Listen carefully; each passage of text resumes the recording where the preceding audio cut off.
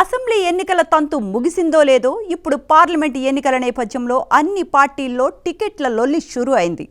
3 ప్రధాన పార్టీలు కూడా తమకున్న అనుకూలతలను అంచనా వేసుకుంటూ పార్లమెంట్ ఎన్నికల సంగ్రామానికి రెడీ అయిపోతుండగా టికెట్ల కేటాయింపుల విషయంలో పెద్ద కసరత్తే చేస్తోంది తెలంగాణ బీజేపీ అధినాయకత్వం.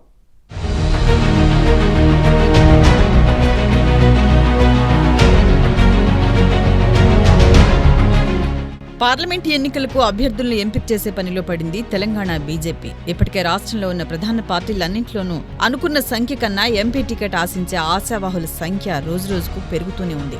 తెలంగాణలో బీజేపీకి 4 సిట్టింగ్ ఎంపీ స్థానాలు ఉండగా మరో 4 తామే ఎంపిక చేసి ఢిల్లీ అధిష్టానానికి పేర్లను పంపుతామంటున్నారు బీజేపీ అధ్యక్షుడు కిషన్ రెడ్డి.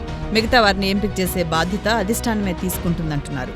స్థానికంగా ఉన్న బీజేపీ నాయకుల మద్దతు, ప్రజల్లో ఉన్న ఆదరణను బట్టి గట్టి అభ్యర్థులను బరిలోకి దింపేందుకు కసరత్తు చేస్తున్నట్లు వెల్లడించారు.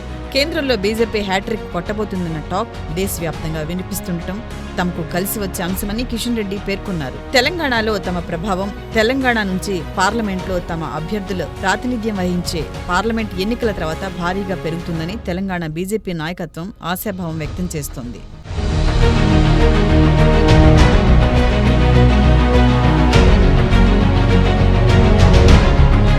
పార్లమెంట్ ఎన్నికల నేపథ్యంలో తెలంగాణ బీజేపీలో మళ్లీ టికెట్ల లొల్లి షురు అయింది. రాష్ట్రంలో ఉన్న 17 పార్లమెంట్ స్థానాల్లో బీజేపీ నుంచి ఒక్కో స్థానం, కనీసం 3 కంటే ఎక్కువ మంది ఆశావాహులు టికెట్ కోసం పోటీ పడుతున్నారు. పార్లమెంట్ స్థానాల్లో ఎక్కువ శాతం ఓటు బ్యాంక్ ఉన్న మేడ్చల్, మల్కాజిగిరిపై ఫోకస్ పెంచుతున్నారు బీజేపీ నేతలు. ఇప్పటికే 3 ప్రధాన పార్టీల నుంచి కీలక నేతలు ఈ నియోజకవర్గంలో పోటీ పడబోతున్నట్లు తెలుస్తోంది. మల్కాజిగిరి టికెట్ ఆశిస్తున్న వారిలో బీజేపీ నుంచి ఈటెల రాజేందర్, తుళ్ల వీరేందర్ గౌడ్, రామచంద్రరావు, మధ్యప్రదేశ్ ఇన్ఛార్జ్ మురళీధర్ రావు, చాడా సురేష్ రెడ్డి ఉన్నారు.